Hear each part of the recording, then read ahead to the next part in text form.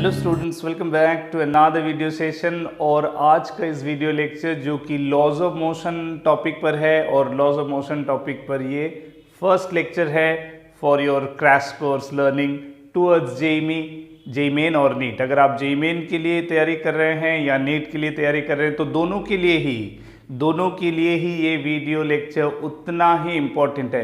तो जो पूरा लॉज ऑफ मोशन और फ्रिक्शन है उसको कई लेक्चर्स में हम लोग कवर करेंगे। तो ये हो रहा है लेक्चर नंबर 1। ये मैकेनिक्स का एक ऐसा चैप्टर है जहां आप स्पेशली फ्री बॉडी डायग्राम पर बहुत ज़्यादा फोकस है, और अगर आप प्रॉपरली फ्री बॉडी डायग्राम करना सीख जाते हैं इस चैप्टर में तो इसका फ़ायदा सिर्फ इस चैप्टर में ही नहीं बल्कि आने वाले हर वो चैप्टर जो मैकेनिक्स में है वहाँ आपको इसका यूज़ होगा। सिर्फ इतना ही नहीं, क्लास 12 पोर्शन में इलेक्ट्रोस्टैटिक्स, इलेक्ट्रोडायनामिक्स ऐसे चैप्टर जो है जहाँ फोर्सेस का प्रेजेंटेशन का बात है वहाँ भी ये चैप्टर उतना ही ज़्यादा इम्पॉर्टेंट है। मतलब उसके लिए भी इस चैप्टर का अंडरस्टैंडिंग, यहाँ से आप क्या सीख रहे हो, वो उतना ज़्यादा इम्पॉर्टेंट है। ठीक है, तो जहाँ तक आप जेईई मेन और नीट की तैयारी की बात है, आप ऑलरेडी समझते हैं कि तैयार है कि अगर आप क्रैश कोर्स की बात कर रहे हैं, क्योंकि ये वीडियो लेक्चर खासकर क्रैश कोर्स ओरिएंटेड है, यानी कि शॉर्ट टर्म में आप पूरा सिलेबस को रिवाइज कर रहे हैं थ्रू दिस वीडियो लेक्चर्स। तो चलिए, इसमें हम लोग बहुत ज़्यादा एकदम ABCD एलिमेंट्री बात तो नहीं करेंगे, क्योंकि वो मैं समझता हूँ crash course point of view से आपके लिए ज़रूरी नहीं है, आप बेसिक जान रहे हो। हमारा काम क्या है कि आपका जो बेसिक अंडरस्टैंडिंग है उसको प्यूरिफाई करना, उसको करेक्शन करना, अगर कहीं आपका मिसकॉन्सेप्शन है तो, ताकि आप उसको सही ढंग से न्यूमेरिकल में यूटिलाइज कर सके। तो आज हम लोग शुरू करते हैं न्यूटन्स लॉज ऑफ मोशन। ये बहुत इंपॉर्टेंट चैप्टर है, जैसे मैंने कहा। तो मैं यहाँ सबसे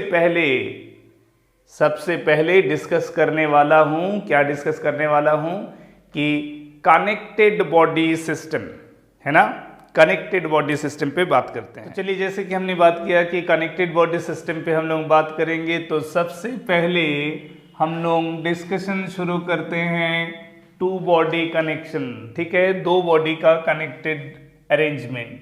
सो the first discussion will be based on two different object connected by one single light and inextensible string.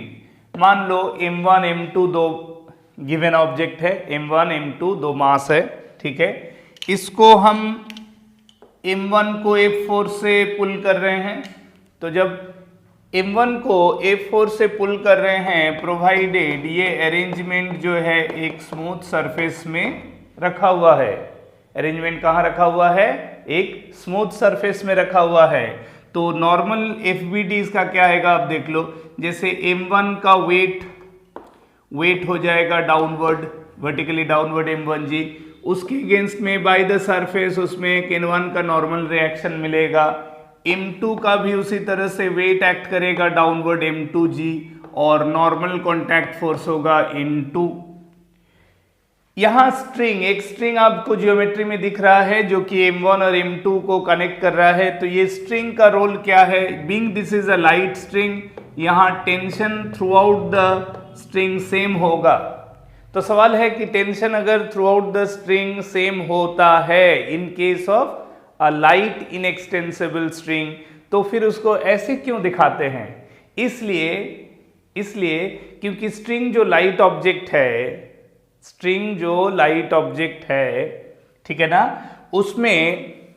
उसमें मास तो है नहीं, तो फिर उसका जो स्ट्रेंथ है वो खुद अपने लिए तो यूटिलाइज करने से रहा, तो वो किसके लिए यूटिलाइज करे होगा?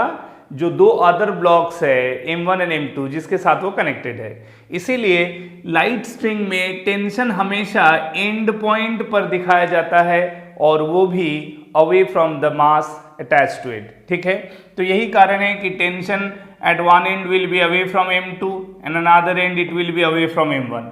तो इस तरह से अगर देखें तो कलेक्टिवली ये पूरा चीज को देखें, m1 को पूरा को देखें, तो ये जो चारों फोर्सेस है ये सब मिला के m1 का FBD को रिप्रेजेंट कर रहा है। उसी तरह यहाँ आप इस सर्कल पर ध्यान दें तो यहाँ m2 का फ्री बॉडी दिख रहा है, ठीक है। तो जहां तक वर्टिकल प्लेन में है कि अलोंग वर्टिकल हम लोग तो लिख सकते हैं n1 बराबर m1g एंड n2 बराबर m2g। ये तो बैलेंसिंग फोर्स हो गया वर्टिकल में, जिस वजह से पार्टिकल न तो वर्टिकली अपवर्ड जा सकेगा और नहीं डाउनवर्ड, यानी कि सरफेस को तोड़ के नीचे भी नहीं जाएगा। तो वर्टिकल में ये बैलेंसिंग फोर्स है, ठीक है। तो रहा सवाल अब horizontal motion will be along horizontal, motion जो है अलोंग हॉरिजॉन्टल होगा, है कि नहीं। तो मोशन अगर हॉरिजॉन्टल हो रहा है तो इसका मतलब ये हुआ कि m1 पर ध्यान दीजिए, तो फॉर m1 है ना, तो उसका मोशन होगा due to this equation f minus T बराबर m1 into some acceleration assume. Motion हो रहा है due to the presence of unbalancing force. अगर मोशन हो रहा है, शुरू में कोई वेलोसिटी नहीं है, शुरू में कोई वेलोसिटी एग्जिस्टिंग वेलोसिटी है ही नहीं सिस्टम में, तो इसका मतलब अगर मोशन हो रहा है तो definitely that is due to unbalancing forces. और वो अनबैलेंसिंग फोर्सेस कैसे होगा, F must be greater in value than T so that due to applied force mass can move rightward in the direction of the force applied. तो जब unbalancing force होता है तो उसकी वजह से क्या बनता है, एक्सेलरेशन। तो एक्सेलरेशन बन गया। तो m1 पे अगर एक्सेलरेशन ए आया है तो हम ये काउंट कर सकते हैं कि m2 पे भी उतना ही एक्सेलरेशन होना चाहिए। क्यों? क्योंकि दोनों एक इनएक्सटेंसिबल स्ट्रिंग से जुड़ा हुआ है, दोनों कनेक्टेड है इनएक्सटेंसिबल स्ट्रिंग। इनएक्सटेंसिबल स्ट्रिंग का मतलब जिसका लेंथ चेंज नहीं होगा। अगर स्ट्रिंग टाइट रहेगा और लेंथ चेंज नहीं होगा तो एक एंड जितना मूव करेगा दूसरा एंड को भी उतना ही मूव करना है ना, तब जाके तो वो सेम लेंथ का रहेगा।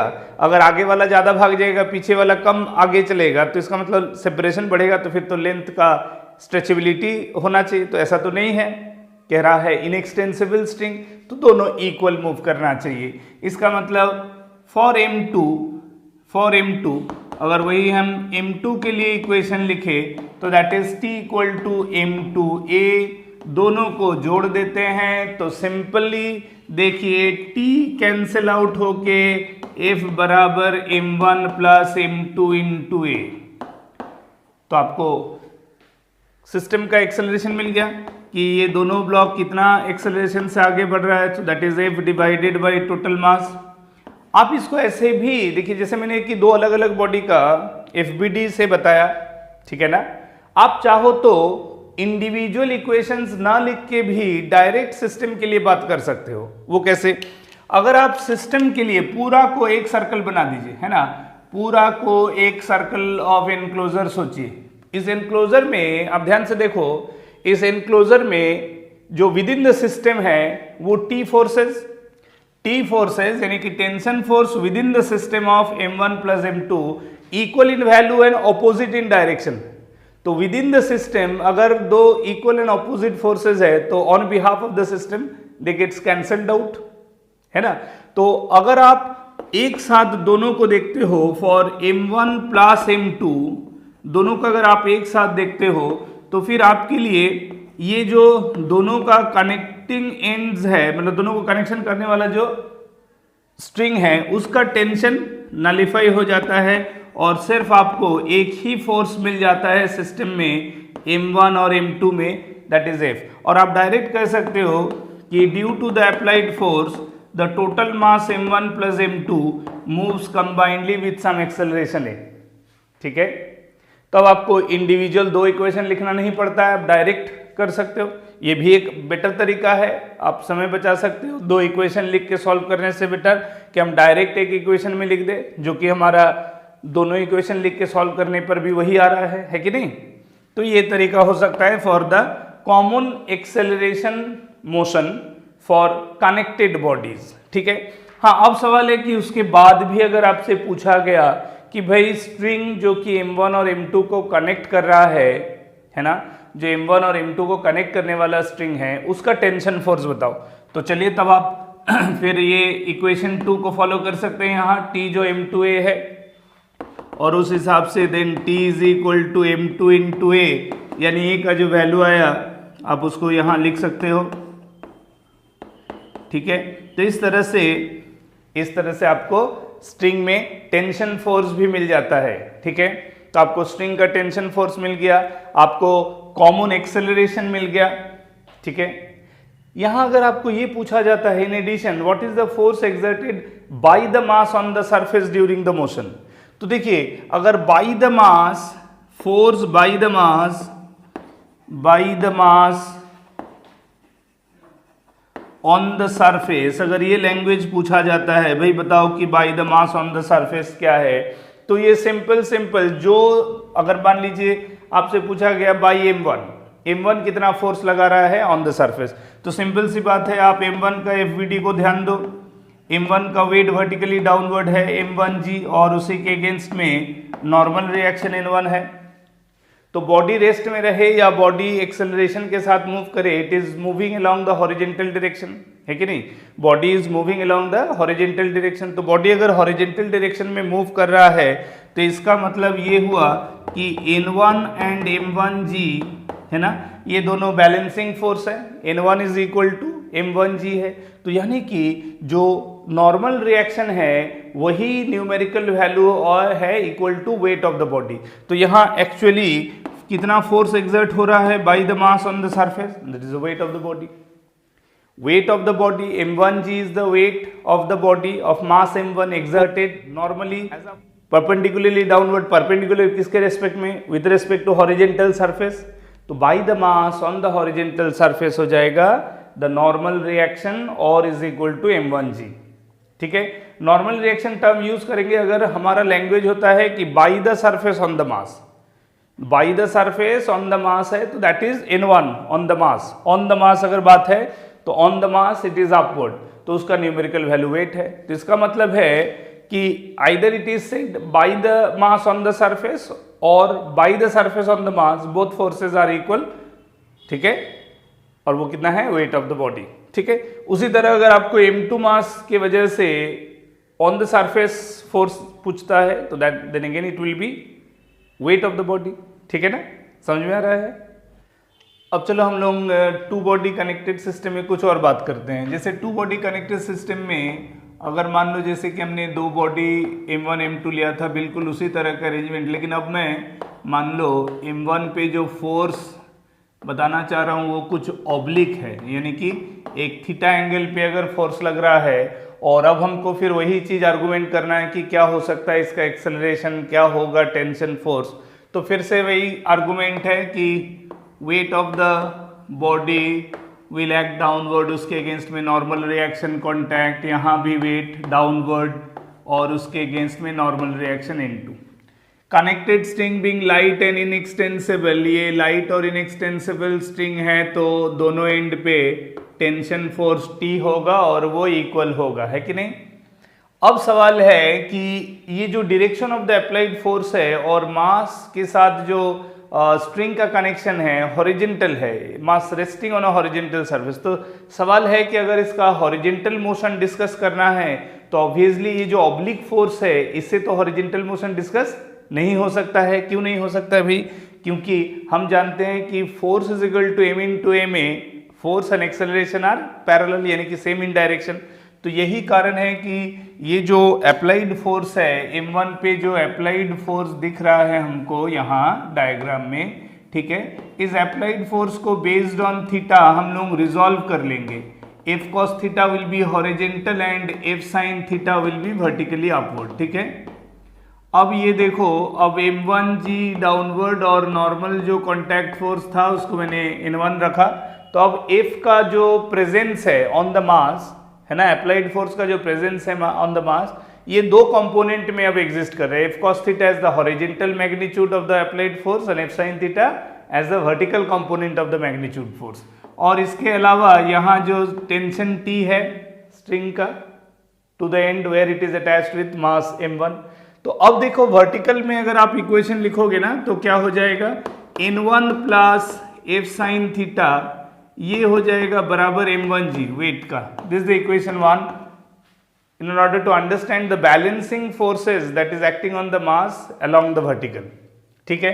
एंड along horizontal जो होगा, along horizontal जो होगा वो हो जाएगा f cos theta minus T that is equal to m1.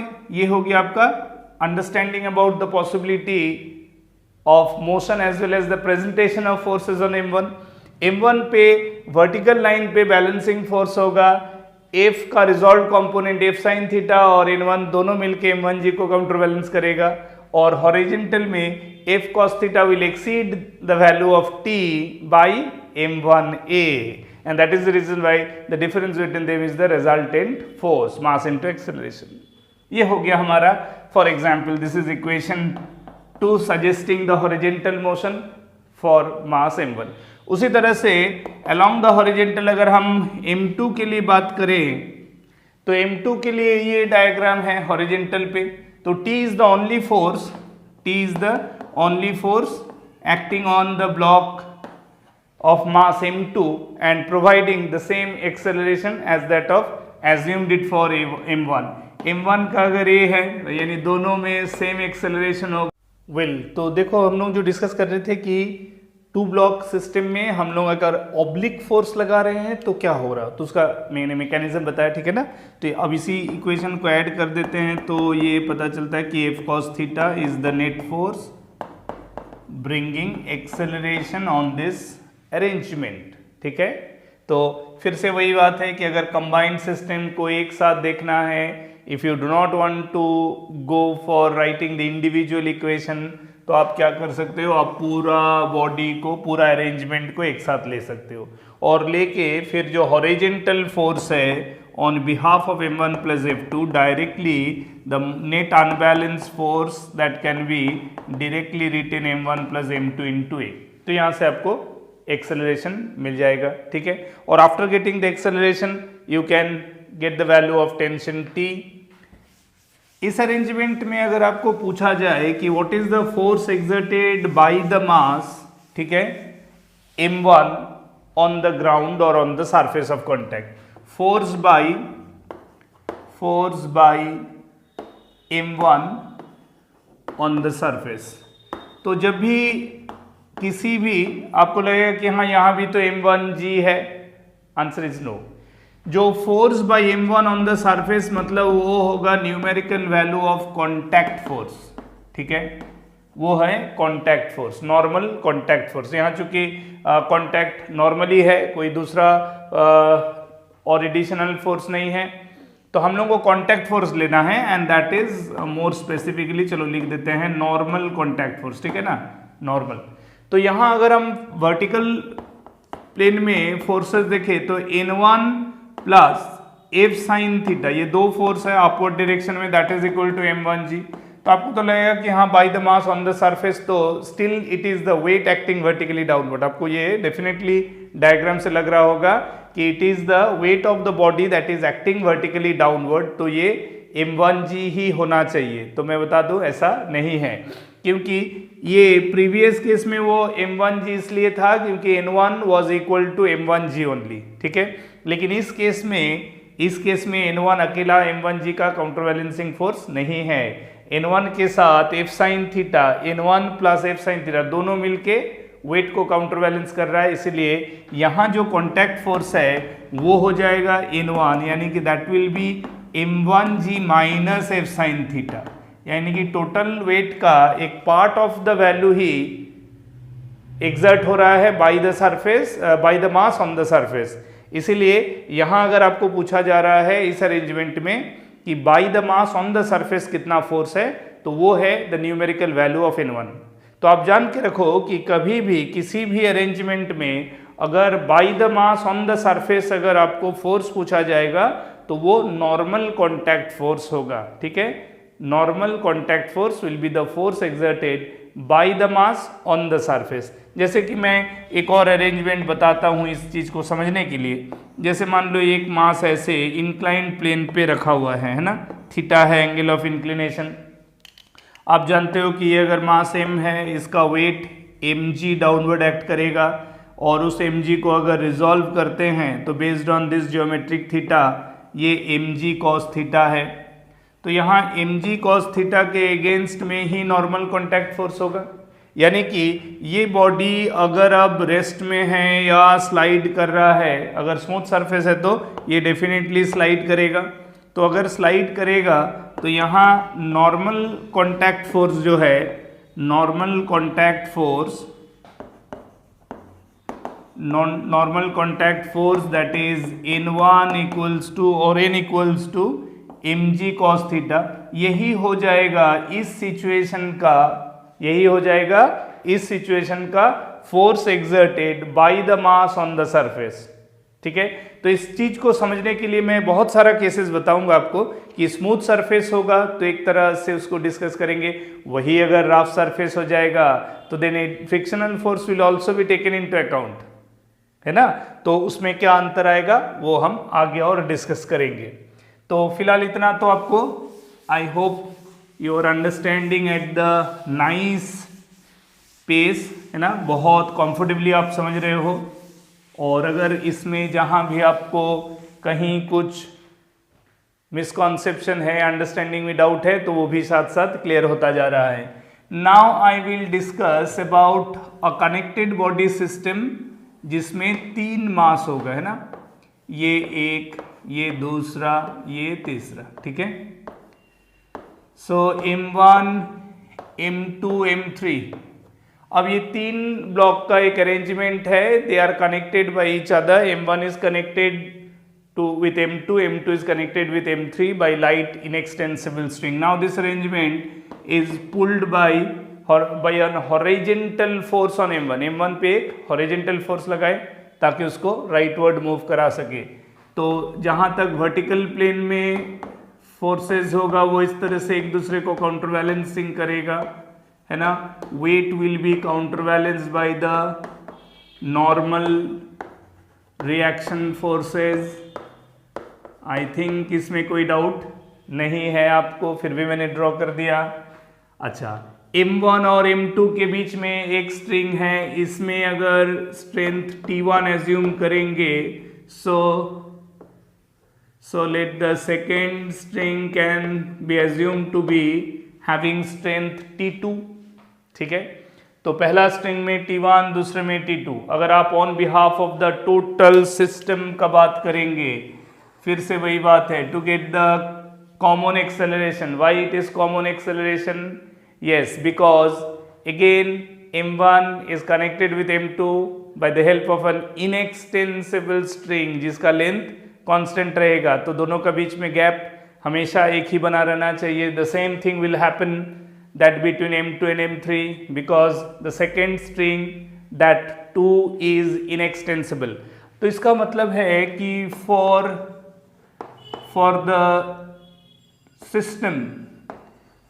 system of m1 plus m2 plus m3, तीनों मास को एक साथ एक सिस्टम की तरह डील करें, तो it is the only horizontal force F acting on the total mass providing some common acceleration A.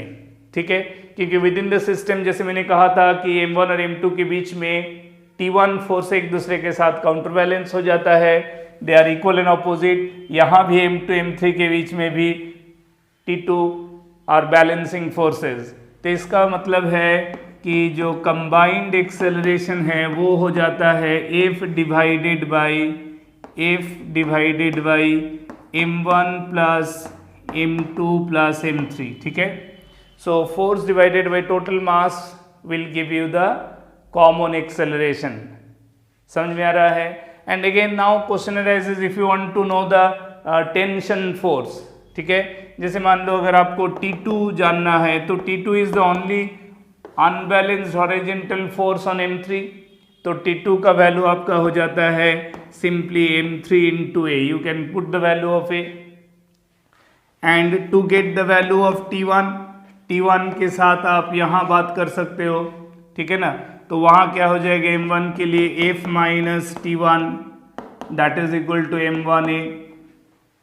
F minus T1 will be the resulting force on M1। तो इसका मतलब है आप T1 के बारे में लिख सकते हो that is F minus M1 है कि नहीं? समझ में आ रहा है? सिंपल कॉन्सेप्ट है, इजीली अंडरस्टैंडेबल है। ठीक, तो इस तरह से हमने 3 ब्लॉक अरेंजमेंट पर भी बात किया।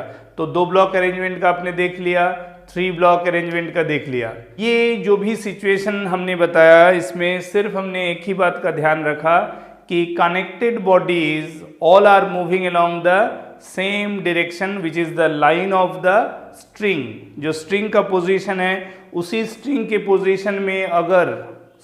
पोजीशन में अगर दोनों बॉडी मूव कर रहा है या तीनों बॉडी मूव कर रहा है तो तीनों का कॉमन एक्सेलरेशन है। लेकिन मान लीजिए कि एक इनएक्सटेंसिबल स्ट्रिंग 2 ब्लॉक को कनेक्ट कर रहा है और उस केस में दोनों का डायरेक्शन ऑफ मोशन जो है वो along the position of string नहीं है। कहने का क्या मतलब है? For example now this is 1 mass m, string कुछ ऐसे पार कर रहा है, इधर एक पुली लगा देते हैं, ठीक है, फिक्स पुली, और दूसरा मास यहाँ है। Let this is M1, this is M2, ठीक है, ये एक अरेंजमेंट है। और ये मान लो ज्योमेट्रिकली ये थीटा है, ठीक है, और ये दिया है स्मूथ सरफेस। अब मान लो हमको M1 और M2 का ये जो कनेक्टेड बॉडी अरेंजमेंट है, ये थोड़ा मज़ेदार क्वेश्चन है।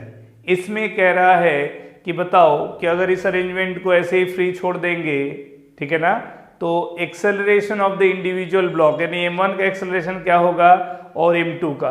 तो मोशन कैसे है? मान लो M1 इधर मूव कर रहा है तो इसका एक्सेलरेशन A1, M2 नीचे की तरफ आ रहा है तो इसका एक्सेलरेशन A2। तो ये 2 एक्सेलरेशन। अब सवाल ये है कि क्यों अलग अलग ले रहे हैं, जबकि हम जानते हैं कि एक इनएक्सटेंसिबल स्ट्रिंग जो कांस्टेंट इन लेंथ होगा, ठीक है ना, तो उसका हमेशा लेंथ अगर एक ही रहेगा तो दोनों एंड में तो इक्वल मूवमेंट होना चाहिए। बिल्कुल बात सही है। तो एक स्ट्रिंग के अलोंग दोनों एंड पे इक्वल मूवमेंट होना चाहिए and that movement should be importantly following the line along the position of string. यहां आप ध्यान से देखो, M2 का motion along the position of the string connected with M2 से जो स्ट्रिंग का हिस्सा कनेक्टेड है वो वर्टिकल है और A2 भी वर्टिकल है। तो M2 का जो परमिसिबल मोशन है वो उससे जुड़ा हुआ स्ट्रिंग का जो पोजीशन है उसी के अलोंग है। लेकिन यहां M1 का जो मोशन हो रहा है वो horizontal, that is not along the position of the string connected with M1 के साथ जो जुड़ा हुआ एंड है स्ट्रिंग का, उस स्ट्रिंग के अलोंग M1 का मोशन नहीं है। अगर उधर का मोशन होगा तो वो भी उतना ही होगा जितना M2 का है, ठीक है। तो इसका मतलब हम लोग ये देख सकते हैं कि फ्री बॉडी डायग्राम अगर कर लेते हैं इसका, तो ऐसे M1G ये हो गया हमारा N1, इधर हो गया स्ट्रिंग का टेंशन T, इधर है T, यहाँ है M2G। तो कहने का मतलब है यहाँ क्या लिखेंगे, यहाँ देखो क्या लिखेंगे, अगर एक्सेलरेशन को रिलेट करना है ना, एक्सेलरेशन को रिलेट करना है तो रिलेशन ऐसा बनना चाहिए कि इस एंड का जो एक्सेलरेशन है that should be equal to A2 as the acceleration to this end is A2। जबकि हमको इस एंड का एक्सेलरेशन A1 दिया है, ये थीटा पर है, तो मेरा रिजोल्यूशन क्या होना चाहिए वो इंपॉर्टेंट है। A1 should be resolve this way, A1 should be resolve with so that its component can be like this, ठीक है। हमको हमेशा उस मोशन का इंफॉर्मेशन को रिजॉल्व करके along the length of the string लाना है जो कि different than the string position है। तो out of A1 and A2 it was A1 that is not directed along the position of the string, तो इसलिए A1 को रिजॉल्व करके लेके आएंगे along द स्ट्रिंग, और along द स्ट्रिंग इस एंड पे भी एक्सेलरेशन कितना होना चाहिए A2। तो इसका मतलब है this implies that A1 cos theta must be equal to A2। A1 cos theta और A1 और A2 का ये रिलेशन है, ठीक है। तो A1 cos थीटा हो गया A2। अब हम क्या कर सकते हैं, इस रिलेशन को फर्दर यूज कर सकते हैं to get the absolute value of A1 and A2, और उसके लिए रिलेटेड इक्वेशन ऐसे लिख सकते हैं, जहां तक M1 मास का सवाल है, M1 पे टेंशन इधर मूव है, जबकि actual movement of M1 is this way, so T को रिजॉल्व कर दो, T cos थीटा इधर हो जाएगा T sin theta, weight is acting M1G vertically downward, normal N1 ऊपर, ठीक है ना। तो वर्टिकल में तो कोई मोशन हो नहीं रहा है, वर्टिकल में कोई मोशन हो नहीं रहा है बाय द मास, तो इसका मतलब है अलोंग वर्टिकल हम लिख सकते हैं, अलोंग वर्टिकल लिख सकते हैं it is N1 plus T sin theta that should be equal to M1G, balancing forces. Equation 1 बना किसके लिए, M1 ब्लॉक के लिए, किस डायरेक्शन पे, अलोंग वर्टिकल। अच्छा, अब चले अलोंग हॉरिजेंटल, तो अलोंग हॉरिजेंटल पे बात करेंगे, अलोंग हॉरिजेंटल पे बात करेंगे तो इसका हो जाएगा the only horizontal force T cos theta that is equal to M1 into A1। तब यहाँ एक सवाल कई बार बच्चे सोचते हैं और पूछते भी है कि सर आपने कहा कि अभी A1 को रिजॉल्व करके A2 के डायरेक्शन में लाना है, और लेकिन इक्वेशन तो A1 के डायरेक्शन में लिख रहे हैं। बिल्कुल सही, एक्चुअल मोशन ऑफ M1 तो A1 के डायरेक्शन में ही हो रहा है ना। तो क्या होगा हमारे पास, मान लो अगर मैं रिजॉल्व नहीं करूंगा तो मैं लिखूंगा इस तरह से T cos theta is equal to M1 A1, और दूसरी तरफ M2 के लिए लिखेंगे M2G माइनस T बराबर M2 A2। अब देखो दिक्कत कहाँ आ गया, दिक्कत आ गया कि ये दो इक्वेशन में तीन अननोन है। इक्वेशन 2 और इक्वेशन 3 को ध्यान से देखो तो यहाँ तीन अननोन है, क्या क्या, A1 A2 और T। तब सवाल है ये है कि हमारे पास तो दो ही इक्वेशन है, अगर हम M1 और M2 का मास वैल्यू को जानते भी है तभी हमारे पास तीन अननोन है, जबकि सॉल्व करने के लिए सिर्फ दो ही इक्वेशन। तो number of equation 2 but number of unknown is 1 more than that, फिर कैसे बात सॉल्व होगा भाई। तो इसका मतलब है दो इक्वेशन में हम तीन अननोन का सॉल्व नहीं कर सकते हैं, तो दो इक्वेशन से दो ही अननोन का सॉल्यूशन हो सकता है। इसका मतलब तीन अननोन को रिड्यूस करके दो अननोन बनाना पड़ेगा, है कि नहीं। तो ये जो रिलेशन है वही काम मेरे लिए करेगा कि तीन अननोन को दो अननोन बनाने का काम करेगा। क्लियर है बात। तो अब हम लोग आराम से A2 के जगह इक्वेशन 3 जो कि M2G माइनस T बराबर M2 A2 है, तो A2 की जगह A1 cos थीटा डाल सकते हैं ना, और इसको इक्वेशन 4 बना देते हैं आफ्टर दिस सब्स्टिट्यूशन। अब देखो 2 और 4 को सॉल्व करेंगे, कैसे सॉल्व करेंगे, दोनों से T एलिमिनेट करेंगे। 2 में भी A1, 4 में भी A1 आ गया तो A1 का वैल्यू मिल जाना चाहिए। तो उसके लिए क्या करते हैं, देखो equation 2 plus cos theta into equation 3, यानी कि 4 को इक्वेशन 4 को cos थीटा से मल्टीप्लाई कर देंगे तब T cos थीटा दोनों में आ जाएगा। तो T cos थीटा जब इक्वेशन 4 में यहाँ आ जाएगा, जोड़ेंगे तो कट जाएगा, तो रहेगा क्या, रहा M2G cos थीटा, चूंकि इक्वेशन 4 को थ्रू आउट cos थीटा से मल्टीप्लाई करेंगे, बराबर M1 plus M2 into cos square theta that into A1। समझ में आया बात, है ना। जब इक्वेशन 4 को cos थीटा से मल्टीप्लाई कर रहे हैं तो यहाँ cos, यहाँ cos, यहाँ cos तीनों में आएगा ना, तो ये वाला तो cos इसके साथ ऐड करने से कट जाएगा, लेकिन यहाँ और यहाँ cos रह जाएगा, तो वही हो गया M2 cos square theta A1। यानी कि वैल्यू ऑफ A1 आ गया हमारा M2G cos theta divided by M1 plus M2 cos square theta. आया ना इंपॉर्टेंट कैलकुलेशन, समझ में आया कि नहीं। तो इस तरह से जब कभी दो कनेक्टेड बॉडी एक इनएक्सटेंसिबल स्ट्रिंग से जुड़ा हुआ हो और दोनों एंड में मूवमेंट है, तो दोनों का एक्सेलरेशन को रिलेट करने का तरीका क्या है आपको समझ में आ गया।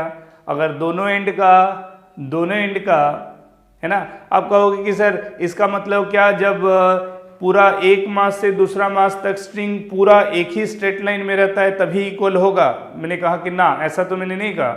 मैंने कहा कि दोनों एंड में जो मास है वो उसके एंड से जुड़ा हुआ स्ट्रिंग के अलोंग, जैसे कि कहने का मतलब है ये जो एक ट्रायंगुलर टाइप का चीज दिख रहा है, इसी अरेंजमेंट को मान लो अगर मैं ऐसा सोचूं कि ऐसे है, इधर एक पुली लगा दिए, इधर मास m1 है, ऐसे जा रहा है, लगभग वैसे ही ना, अगर मास और स्ट्रिंग को देखो तो वैसे ही है। तो अब यहाँ क्या है, अब देखो m1 के लिए कंपल्सन है कि अगर m2 नीचे आ रहा है विथ a, तो m1 को भी अब a से ही ऊपर चलना है। क्यों? क्योंकि m1 का मूवमेंट का पॉसिबिलिटी भी अलोंग द इंक्लाइन प्लेन है, तो अगर वो अलोंग द इंक्लाइन प्लेन चाहे ऊपर जाए या नीचे जाए तो उसका मोशन कैसे होगा? The position of string connected with it. जबकि यहाँ वो सुविधा नहीं था, m1 was moving in a different direction, that's why we were bound to resolve a1 back to the direction of the और पोजीशन ऑफ द स्ट्रिंग। यहाँ हमको नहीं करने का जरूरत है।